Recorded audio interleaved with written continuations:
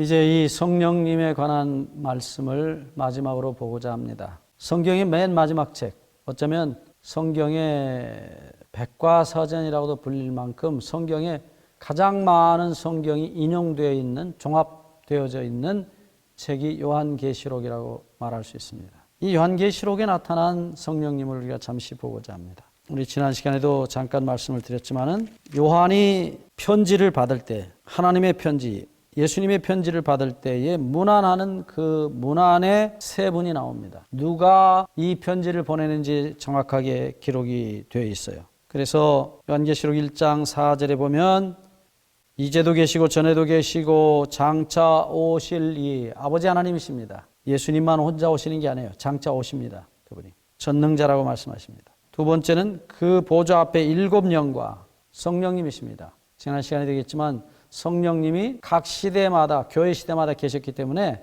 7교회에 계셨기 때문에 7영이라는 말이 붙여졌어요. 구약 성경에는 하나님의 성령을 가리키는 영이란 단어가 복수로 사용된 일이 없습니다. 근데 신약에서는 복수로 사용되었어요. 몇 번이 그런 말씀들이 기록되어 있습니다.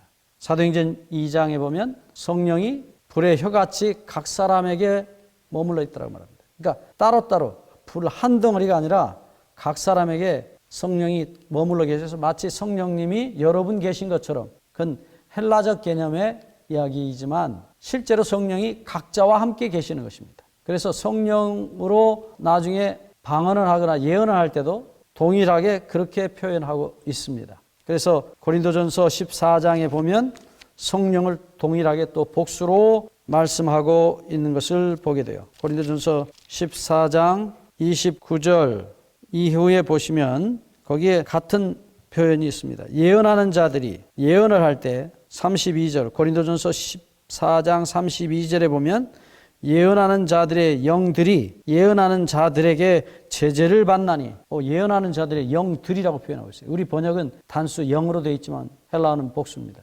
그러니까 성령님이 각자에게 임하여 계시는데 그 각자에 임한 성령님이 하도 먼저 예언을 하려고 그러니까 제재를 못 하시는 거예요. 그래서 그렇게 하지 말고 질서를 따라 하라고 말씀합니다. 또 요한계시록 22장에 보면 또 같은 영들이란 말이 기록되어 있어요. 계시록 22장 6절에 보시면 또 그가 내게 말하기를 이 말은 신실하고 참된지라 주 곧 선지자들의 그다음, 우리말은 영이라고 되어 있는데 영들입니다. 선지자들의 영들의 하나님이라고 말씀합니다. 선지자들의 영, 성령님들, 각자의 선지자들에게 성령이 머물러 계셨기 때문에, 그래서 구약에는 없는데 신약에는 성령님을 복수로 표현한 부분들이 가끔 나타납니다. 그래서 여기 다시 요한계시록 1장 4절에 보면 그 보좌 앞에 7 영들과 라고 되어 있고, 다시 이 똑같은 말씀이 계시록 5장에 보시면 예수님을 나타내는 말씀에 똑같이 나와 있어요.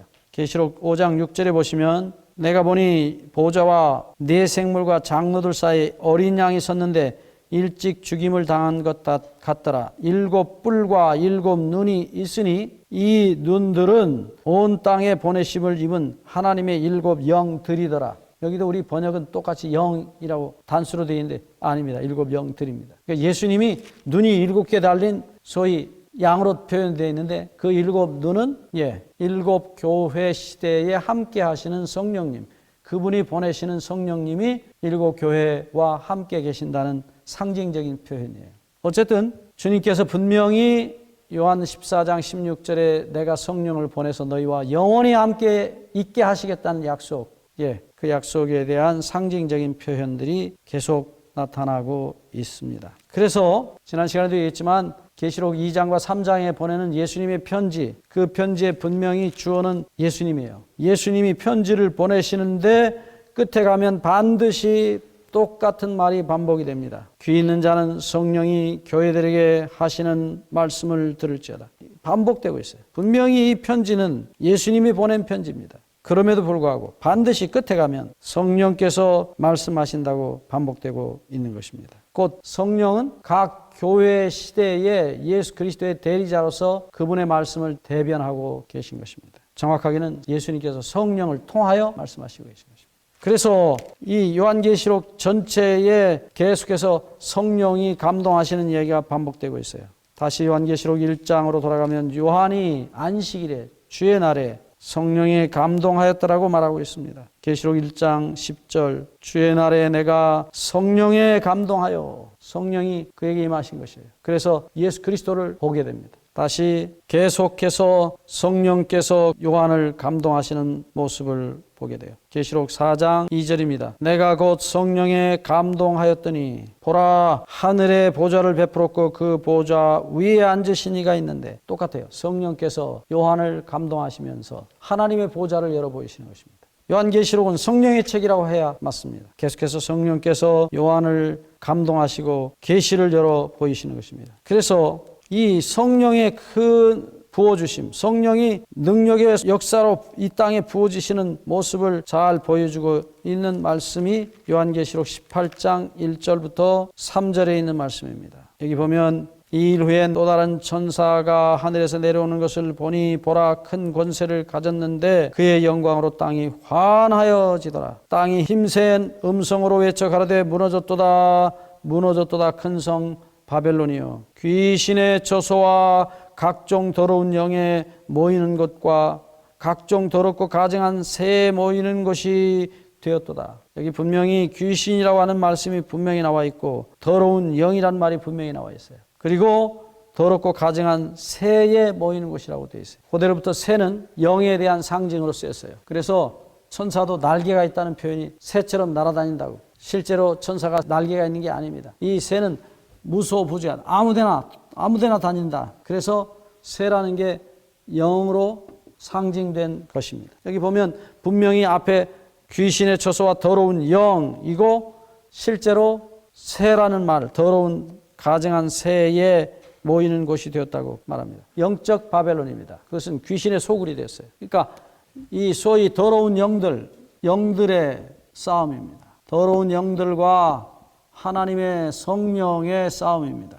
계시록 16장 12절로 16절에도 같은 말씀이 기록되어 있어요. 또 6째가 그 대접을 큰 강 유브라데 소돔의 강물이 말라서 동방에서 오는 왕들의 길이 예배되더라. 또 내가 보매 개구리 같은 새 더러운 영이 나타납니다. 영들의 싸움입니다. 그래서 이 영들의 싸움의 마지막 결론은 하나님의 성령의 승리를 우리에게 분명히 보여주고 계십니다. 요한계시록 21장 마지막 성령의 부어주심에 대하여 다시 한번 확인합니다. 요한계시록 21장 6절입니다.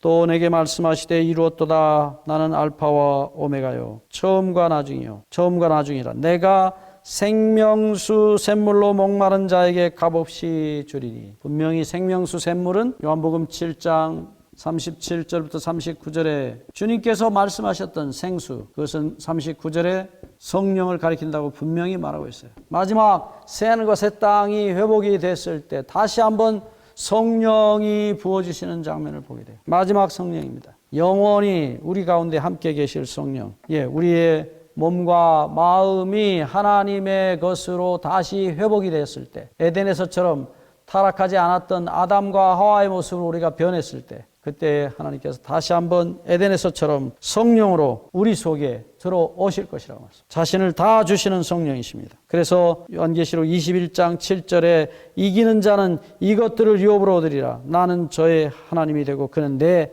아들이 되리라. 아담의 회복입니다. 하나님의 형상으로 창조되었던 하나님의 아들 아담의 모습으로 우리가 회복되는데, 그것은 하나님 아버지의 영으로 우리 안에 충만하게 임하셨을 때에 우리가 드디어 아버지라고 부를 수 있게 되고 아버지의 아들이 되고 딸이 되는 것입니다. 바울은 이 이야기를 분명히 우리에게 말씀하고 있지 않습니까? 우리가 하나님과 죄를 해결하고 믿음으로 의롭게 되었을 때에 마지막으로 주어지시는 것이 로마서 8장 동일한 말씀입니다. 8장 15절에 너희는 다시 무서워하는 종의 영을 받지 아니하였고 양자의 영을 받았으므로 아버지라 부르짖느니라. 성령이 친히 우리 영으로 더불어 우리가 하나님의 자녀인 것을 증거하나니. 자녀이면 17절 로마서 8장 17절 또한 후사 곧 하나님의 후사요 그리스도와 함께한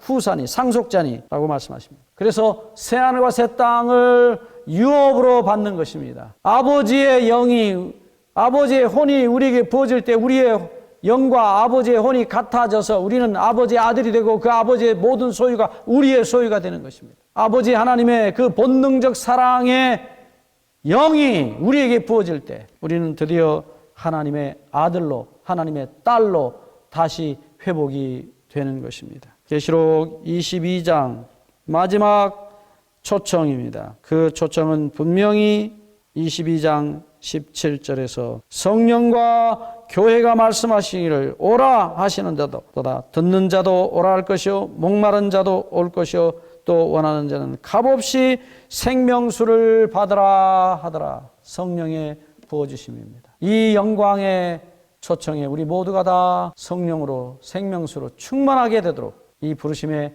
응답하시게 되기를 주의 이름으로 간절히 바랍니다.